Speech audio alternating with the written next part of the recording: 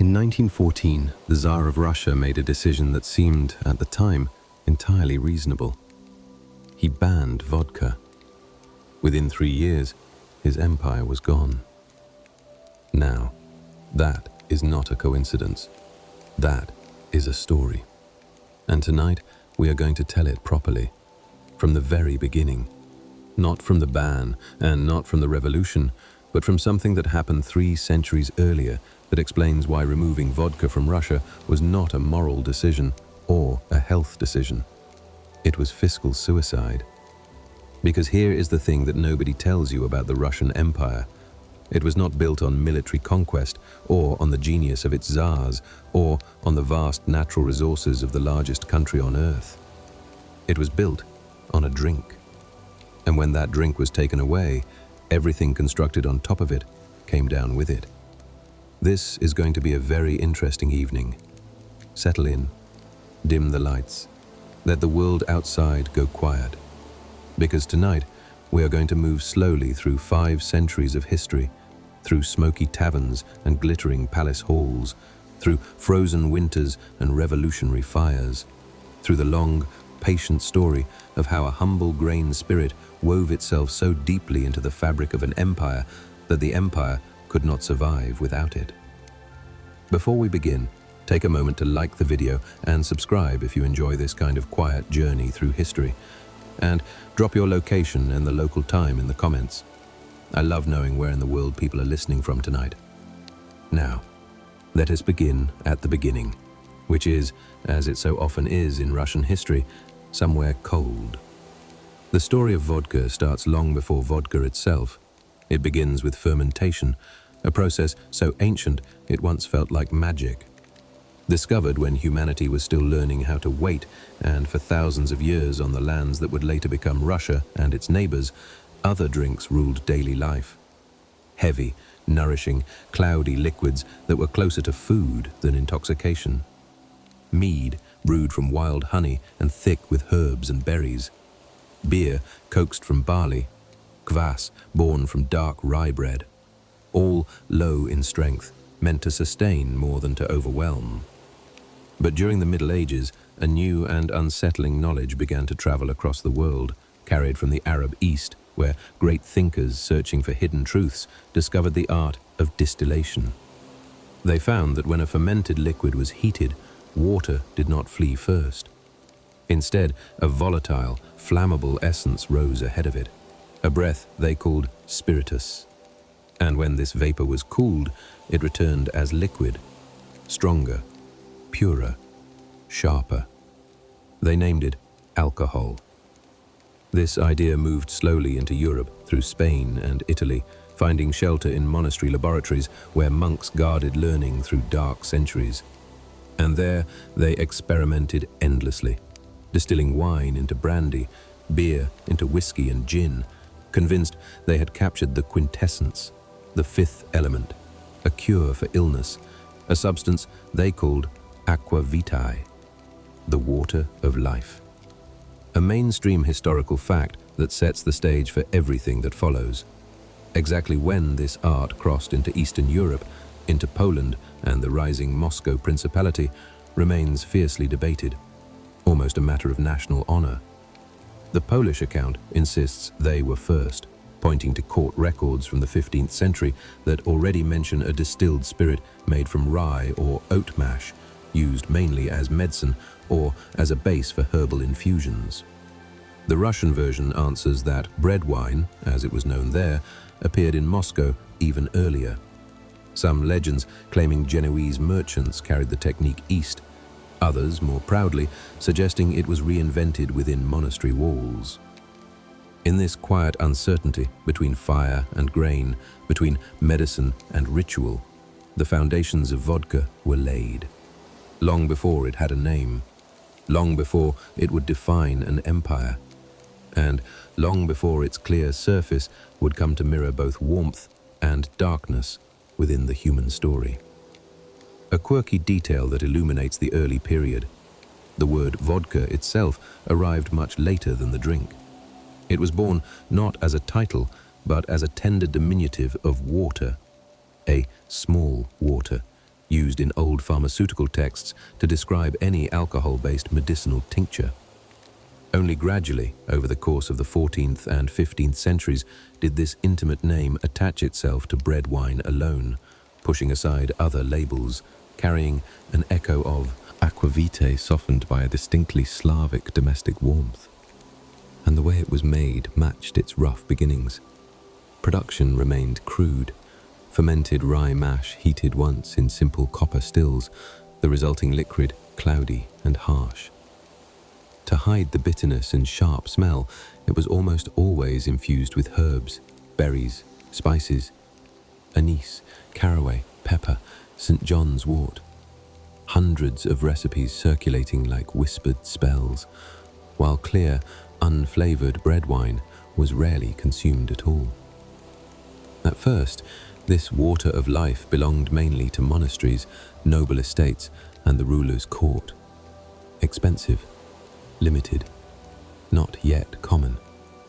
Until the young and expanding Moscow state looked at this murky, grain-scented distillate and recognized something far greater than medicine or pleasure, seeing instead a source of authority and an endless river of money. From that moment, the history of vodka stopped being alchemy and began to become politics. Begin, if you will, with a simple question. How do you govern a country the size of a continent? A country with a population scattered across distances that make administration almost impossibly difficult. A climate that makes large portions of it uninhabitable for significant parts of the year. A peasant population whose daily existence offers very little in the way of comfort or variety. The Tsars of Russia considered this question across several centuries and arrived, gradually and then comprehensively, at an answer. You give them somewhere warm to sit. You make sure there is something to drink when they get there, and you tax the drink. The Kabak was the Russian state tavern, and its origins lie in the reign of Ivan the Terrible in the 16th century.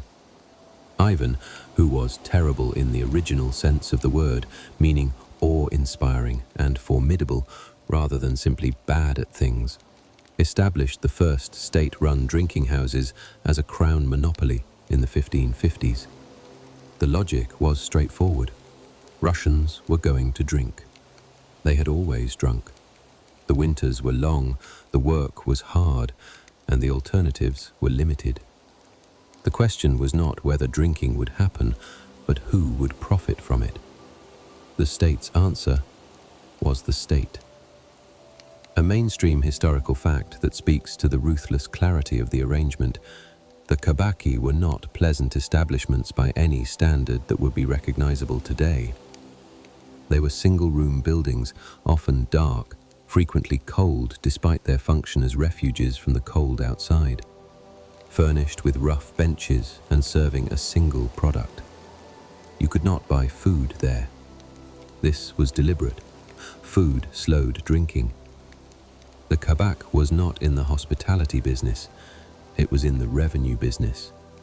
And the revenue was maximized by selling vodka as efficiently as possible to as many people as would come through the door. The Kabak keeper was a state employee whose performance was measured by volume sold. Below target sales were a professional failing. Above target sales were rewarded. The incentives were aligned with extraordinary precision toward a single outcome. A quirky detail preserved in historical records: the tavern keepers who won these positions were required to kiss a cross and pledge to deliver drinking revenue honestly to the state. This ceremony gave them a title, sworn collectors, that sounds almost honorable until you understand that each collector was also given an annual quota, and if it was not met, the shortfall came directly from his own pocket. This created men with powerful personal incentives to ensure drinking happened regardless of circumstances. They extended credit to customers who could not afford to pay immediately. They kept the Kabak open during hours when people might otherwise go home. They ensured the product was available in quantities sufficient to meet whatever demand presented itself. They pursued these incentives with considerable diligence. Entire villages accumulated debts to local tavern keepers that were, in practical terms, unpayable. The debt kept people returning. The returning kept the debt growing. The state observed this arrangement with the equanimity of an institution that was the primary financial beneficiary while bearing none of the social costs, which is a comfortable position if you can maintain it. By the 17th century, alcohol taxes were generating somewhere between a third and a half of all state revenue in a given year. The variation depended on the harvest, on the quality of the gourd, grain, on the efficiency of the collection apparatus, and on the particular enthusiasm of the local population, which varied by region, but was rarely described as insufficient.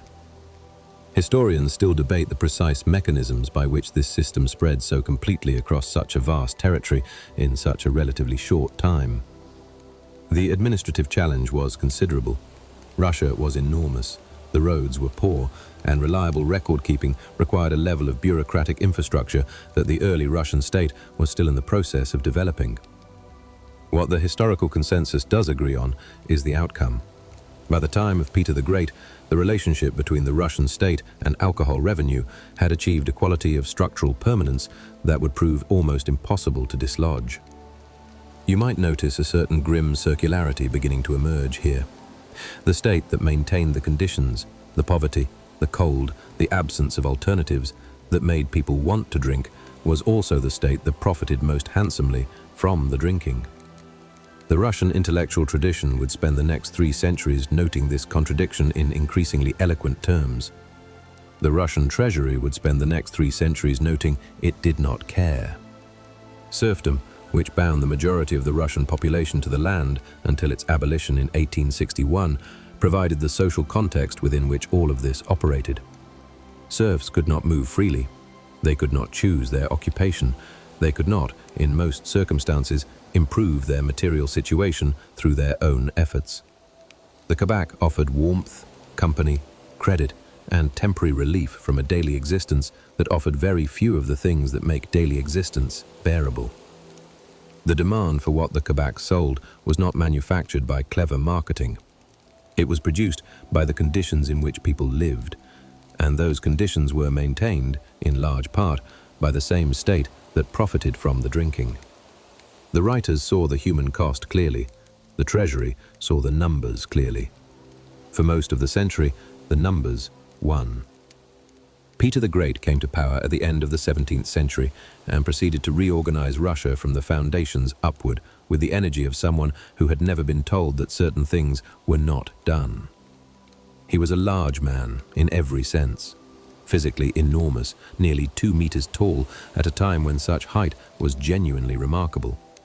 Intellectually restless, he had spent years traveling incognito through Europe, learning shipbuilding, dentistry, and military engineering, returning with the conviction that Russia needed to be rebuilt from the ground up. And socially demanding, his court reflected his own appetites, which were considerable.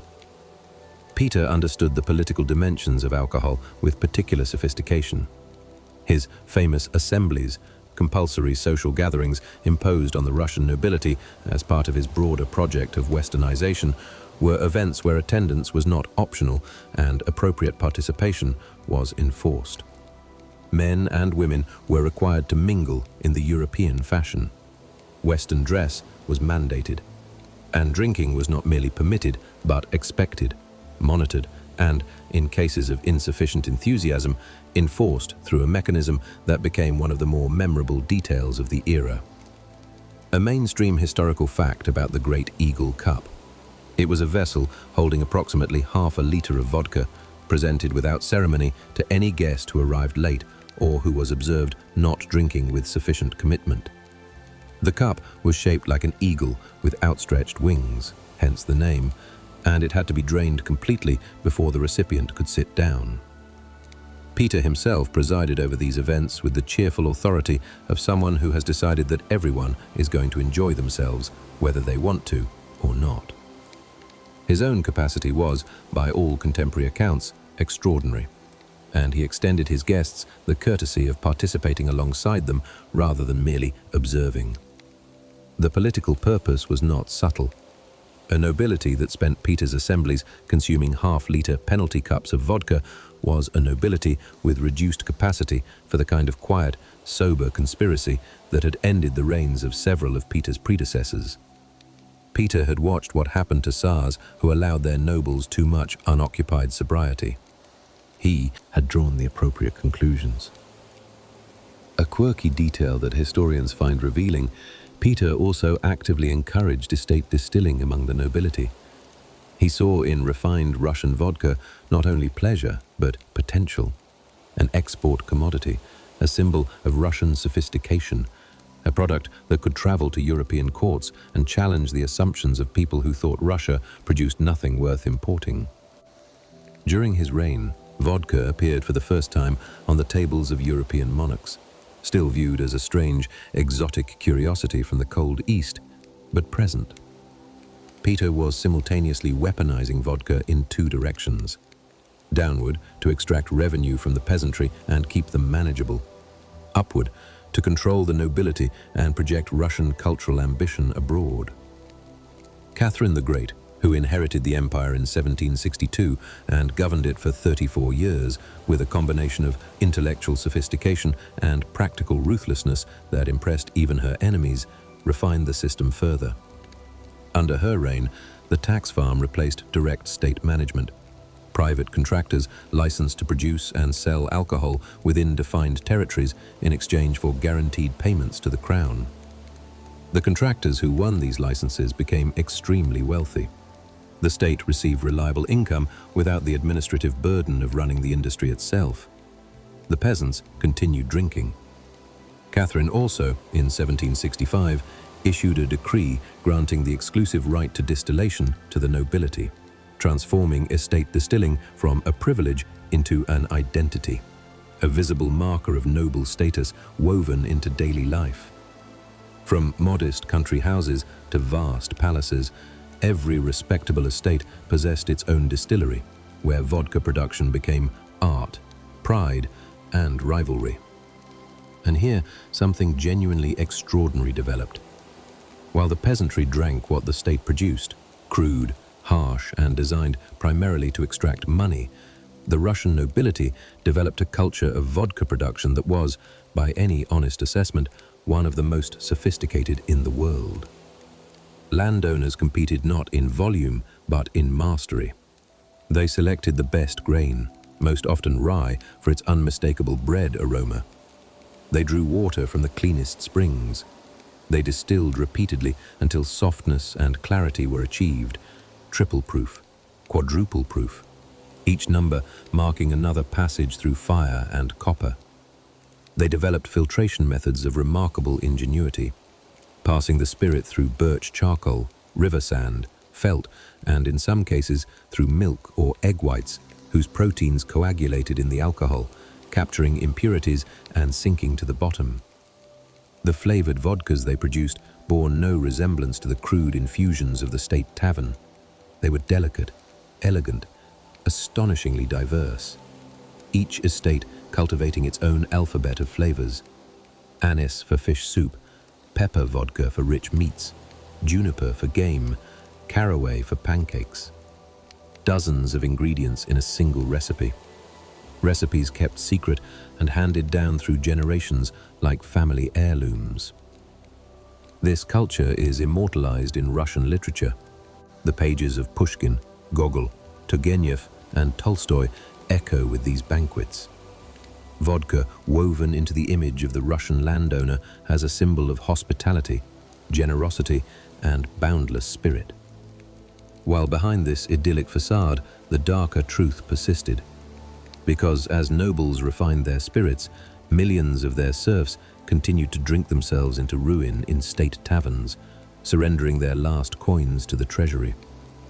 The luxury of noble drinking was built upon ruthless exploitation.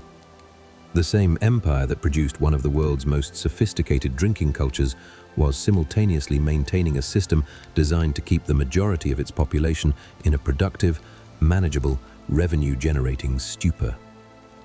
Vodka's dual nature was fixed by the end of the 18th century, a symbol of refinement for the few, an instrument of subjugation for the many.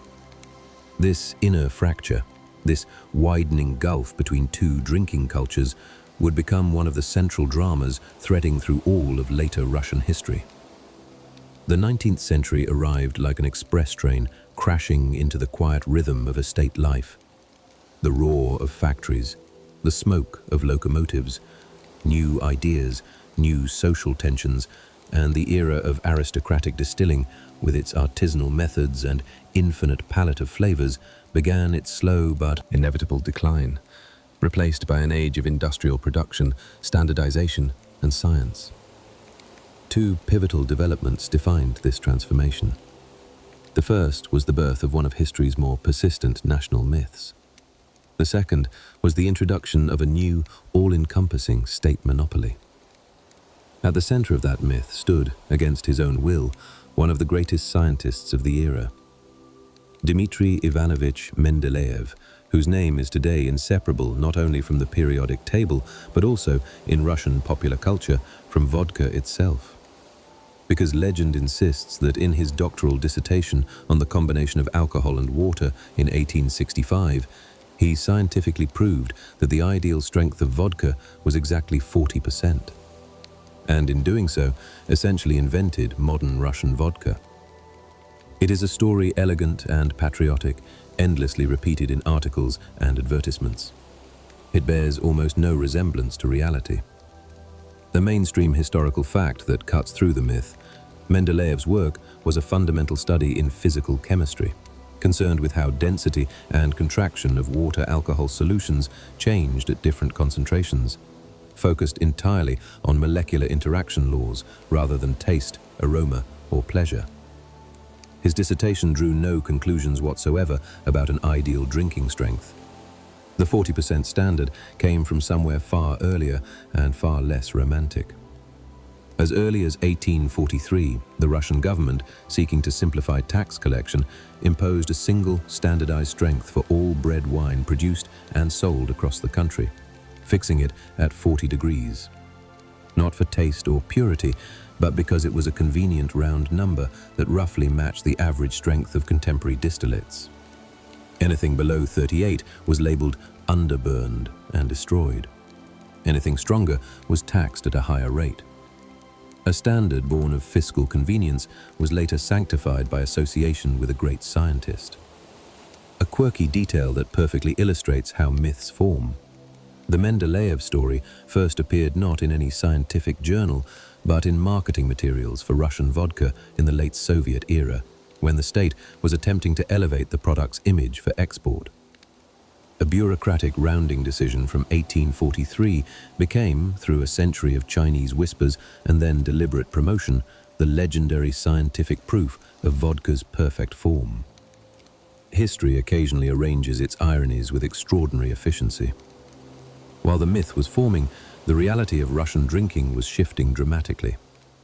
The abolition of serfdom in 1861 and the rapid advance of industrial capitalism shattered old structures, sending millions of former peasants flooding into cities to become factory workers. In this new urban environment, drinking escalated to catastrophic levels. Writers, doctors, and clergy raised their voices. Leo Tolstoy wrote about it. Dostoevsky wrote about it. The temperance movement gained momentum through the mid-19th century, producing petitions, pamphlets, and occasional village-level revolts in which peasant communities collectively refused to drink as a form of protest against the conditions of their lives.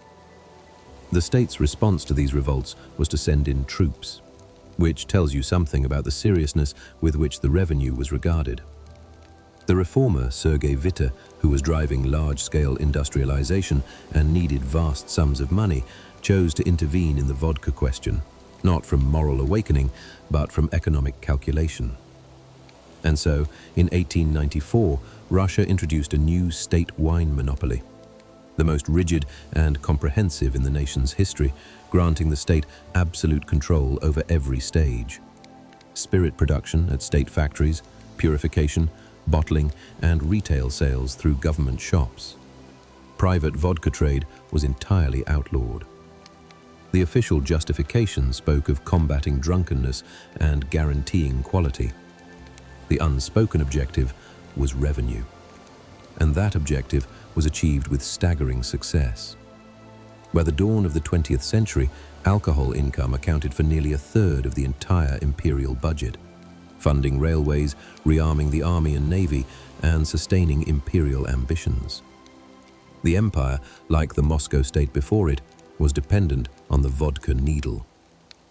You might notice something building here with the quiet momentum of a river approaching a falls. The Russian state had constructed something that was, in the most literal financial sense, too valuable to reform and too embedded to remove. The vodka revenue was not a supplement to the imperial budget. It was a structural component of it. To remove it without replacing it with something of equivalent value was not a moral decision. It was an act of fiscal self-destruction, which is precisely what happened in 1914. On the 1st of August 1914, Germany declared war on Russia. The Russian Empire began the process of mobilizing the largest army in the world for a conflict that nobody in any of the participating capitals had quite imagined would go the way it went. Within weeks, Tsar Nicholas II made an announcement that was received by some as an act of moral leadership, and by others, specifically those responsible for state finances, as an act of alarming optimism. He banned vodka. The prohibition was introduced as a wartime measure, initially covering the period of mobilization and then extended indefinitely. Nicholas was a man of genuine personal piety and relatively modest personal habits, a somewhat unusual profile for a ruler of Russia. He believed sincerely that a sober army would fight better than a drunk one, and that a sober civilian population would work more productively than one organized around the Kabak. He was not, in principle, wrong about either of these propositions.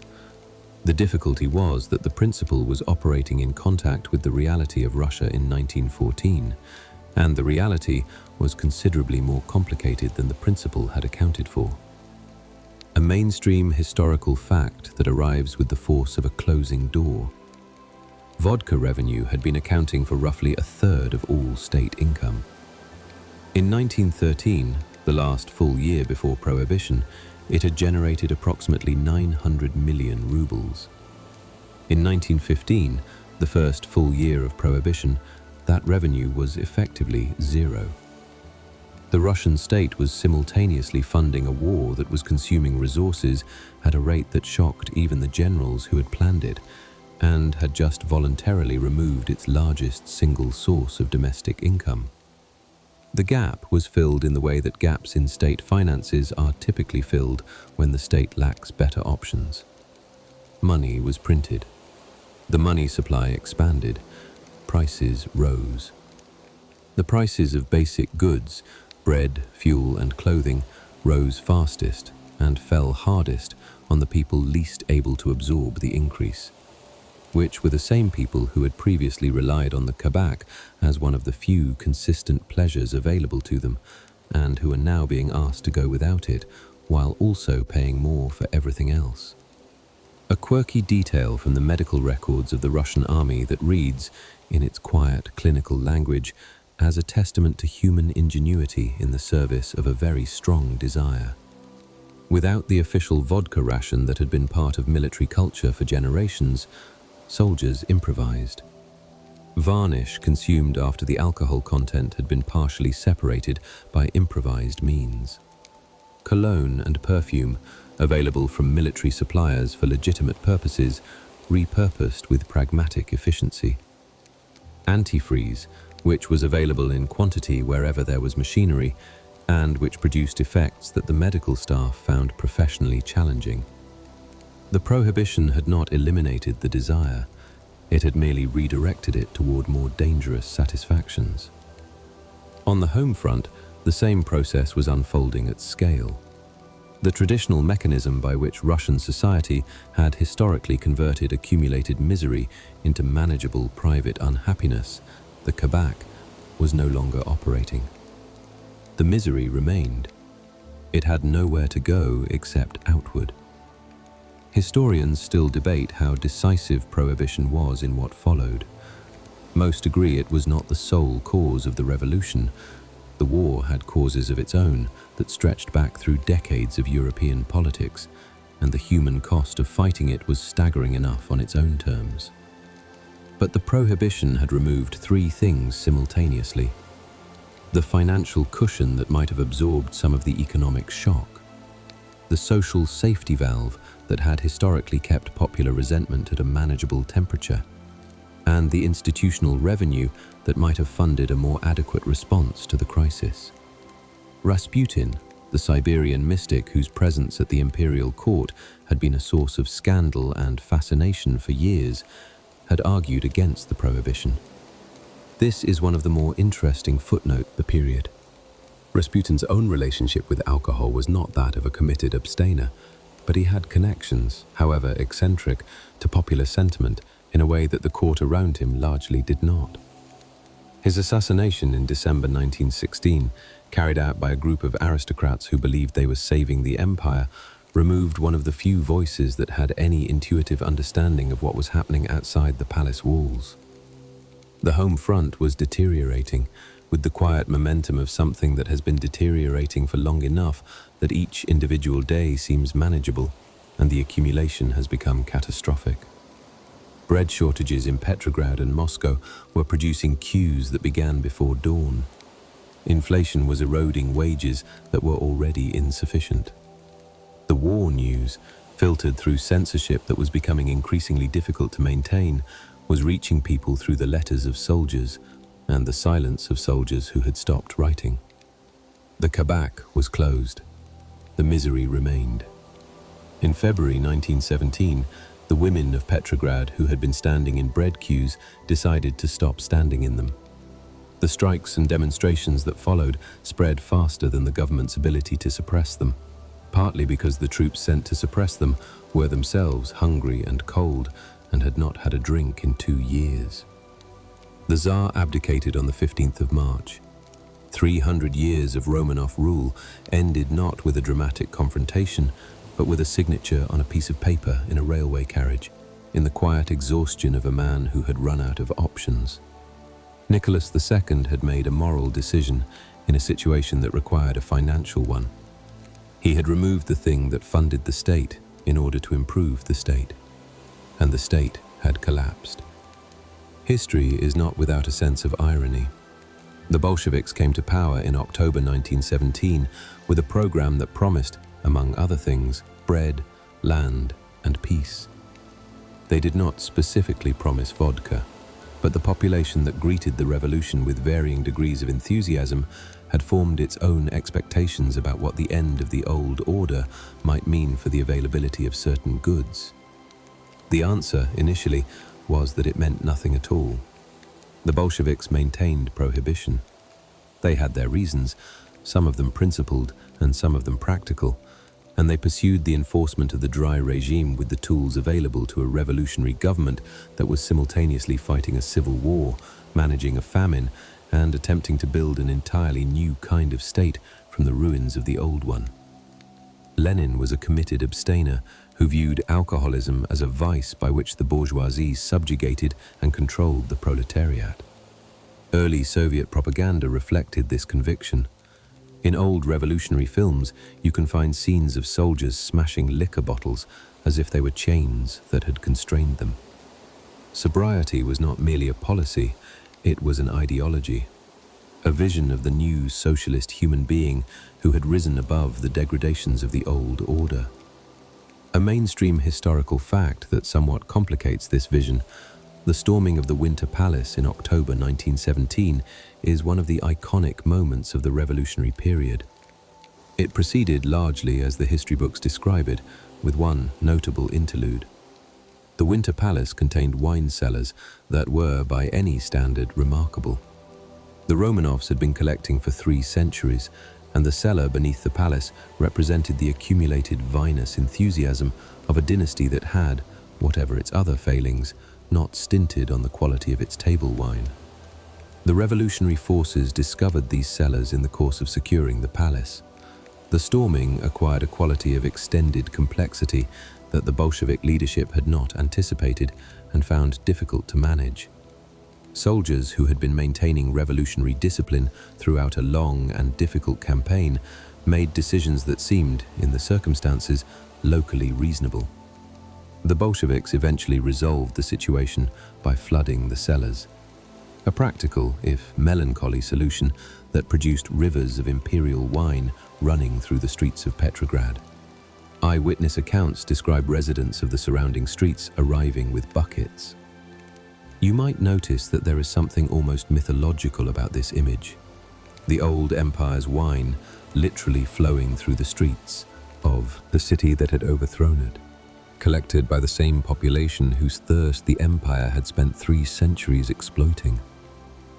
History occasionally arranges its symbolism with an efficiency that fiction would be criticized for. Meanwhile, across the country, the production of samagon, home-distilled vodka, had expanded enormously during the Prohibition years.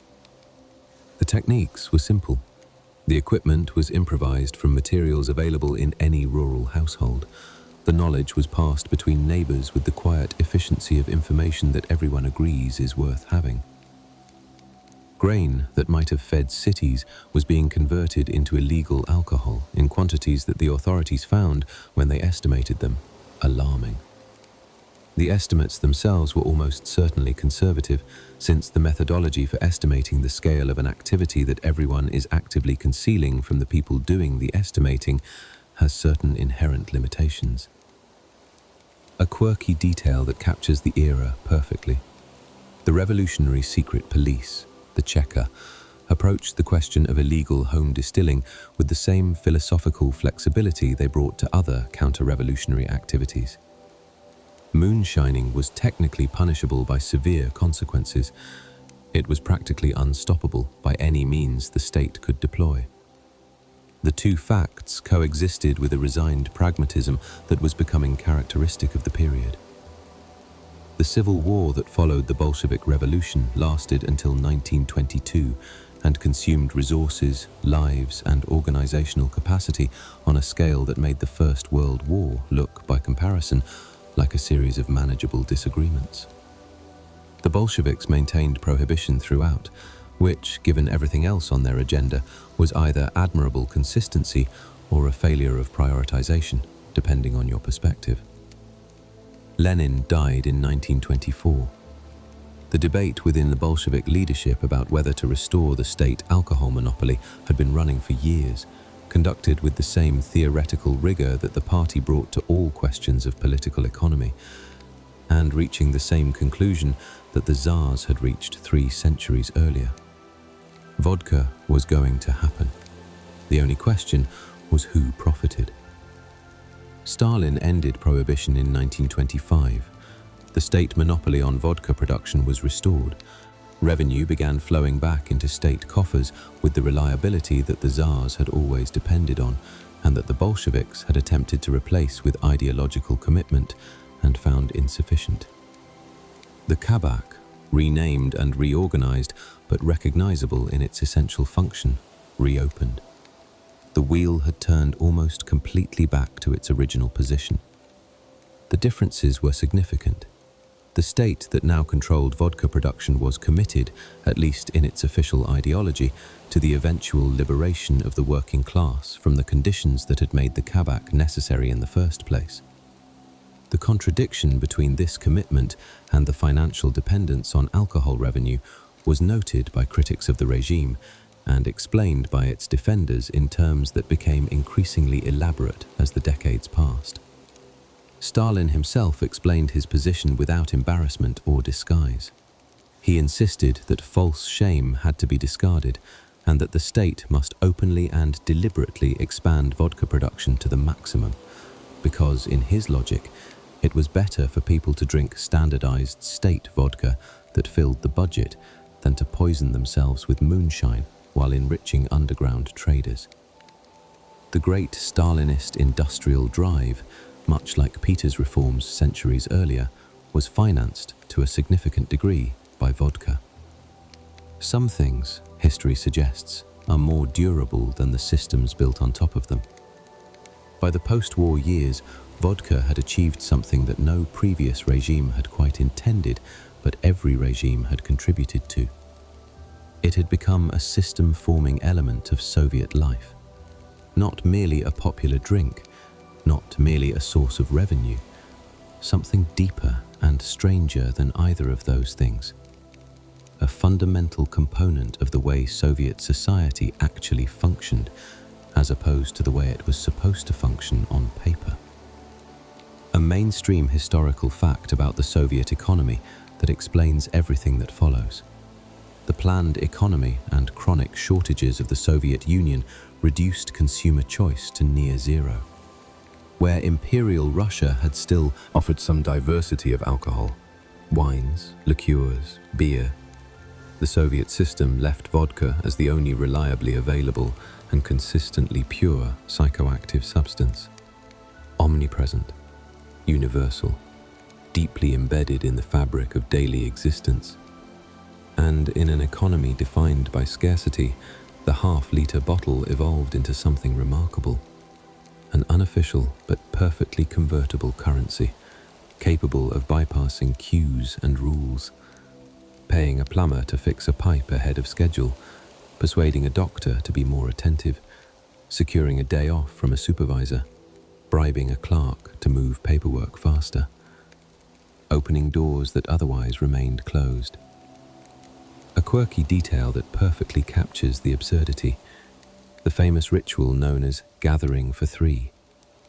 A ritual that functioned like a small theatrical performance where three men formed the classic number, not by chance, but by arithmetic.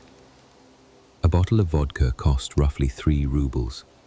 Contributing 1 ruble each was easiest, so they bought a half-liter bottle and a processed cheese brick as a snack.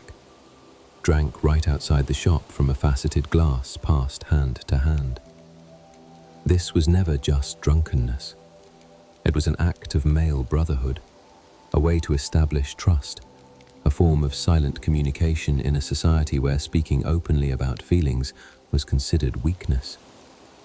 In garages and cramped kitchens, over a bottle, the most honest conversations unfolded about politics, about life, about everything, creating the only space where one could drop the mask of the loyal Soviet citizen and speak freely. While the state publicly preached sobriety, it remained privately the largest and most invested producer and seller of alcohol in the country. A cynicism visible even in pricing. Vodka was carefully priced to remain affordable for the masses, with every price increase becoming a political event that sparked muted public resentment. Captured in a bitter joke of the time, when a child asked whether father would drink less after a price rise and received the answer that no, the child would simply eat less. By the 1970s, Soviet vodka revenue was performing approximately the same function in the Soviet budget that it had performed in the Tsarist budget. Funding state programs, subsidizing heavy industry, providing the government with a reliable income stream that was independent of the efficiency of the broader economy. The state was both the pusher and the collector of the social damage it was creating. Alcoholism reached the scale of a national epidemic, becoming the leading cause of death among working-age men, the primary source of workplace injuries, domestic violence, and family collapse. Entire villages slowly dying out under the weight of drinking. And the state fought this phenomenon in a schizophrenic manner. On one hand, earning enormous revenue from vodka sales, and on the other, spending vast sums dealing with the consequences, maintaining sobering stations, sending alcoholics to labor treatment centers that functioned, in practice, as prisons, financing propaganda for sobriety while selling the product it was preaching against at every street corner. Historians still argue about the precise social mechanisms by which this contradiction sustained itself for so long without producing an obvious crisis. The answer probably lies in the very thing the system was producing: a population numbed, exhausted, and chemically encouraged toward private withdrawal rather than public resistance. The Kabak was still doing, in its Soviet form, precisely what Ivan the Terrible had designed the Kabak to do in the 16th century. Some arrangements are more durable than the systems built on top of them. By the mid-1980s, the Soviet Union had entered a deep systemic crisis, a stagnant economy, an exhausted ideology, a society submerged in apathy. And one of the clearest and most frightening symptoms of this general decay was the catastrophic level of alcoholism. Per capita consumption reaching its historical peak, drinking ceasing to be merely a social ill and becoming a direct threat to national security, corroding health, productivity, and morale from within. And in 1985, a new, young, energetic leader came to power in the Soviet Union. Mikhail Gorbachev, who, together with a circle of reformers, believed the country could still be pulled out of stagnation. And among his very first and most ambitious priorities, he placed the struggle for sobriety. Because Gorbachev and his closest allies were convinced abstainers who sincerely believed that drunkenness lay at the root of nearly every Soviet failure: low labor efficiency, soaring mortality, crime, and moral collapse. They were certain that by sobering the nation, they could awaken creative energy and redirect it toward building a more humane form of socialism. A mainstream historical fact about the anti-alcohol campaign of 1985 that has the quality of a story you have heard before. The state ordered a drastic reduction in alcohol output, slashing quotas for distilleries and making the most controversial and destructive decision of all: unleashing a campaign of vineyard destruction across southern regions. Moldova, Crimea, the Caucasus. Vineyards cultivated for decades were cut down in the name of sobriety, inflicting irreversible damage on entire industries and winemaking traditions that had taken generations to develop. At first, the results seemed almost miraculous. Streets grew quieter. Crime dropped sharply. Productivity surged at factories feeding the economy. Savings banks overflowed with money once spent in state liquor shops. Newspapers celebrated a moral rebirth. The miracle carried a shadow. The state treasury was suddenly drained of colossal funds. With global oil prices falling simultaneously, the other main source of hard currency, the Soviet economy suffered a double blow. Budget deficits ballooned. The government returned to the printing press. Inflation began to accelerate toward the levels that would eventually make the ruble worthless. And the population answered Prohibition in the way Russian populations had answered Prohibition for 4 centuries. Moonshine production exploded into a national disaster. People distilling alcohol from anything that could ferment: sugar, candy fillings, tomato paste. Recipes circulating through whispered conversations and clandestine pamphlets. Sugar and yeast disappeared from store shelves entirely, hoarded for home distilling.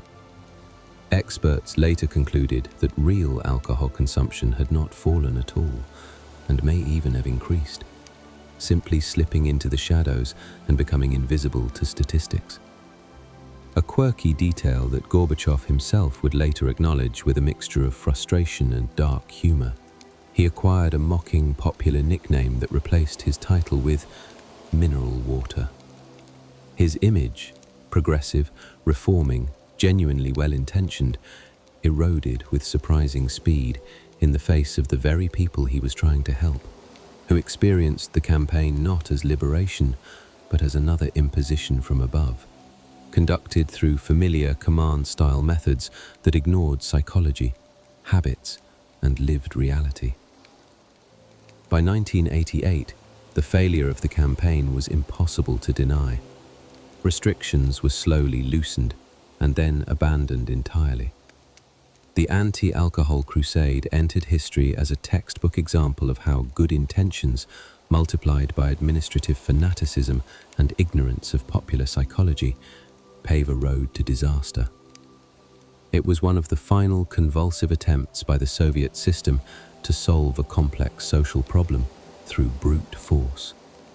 An assault that collapsed under its own weight, destabilizing society further and driving another nail into the coffin of the Soviet Union.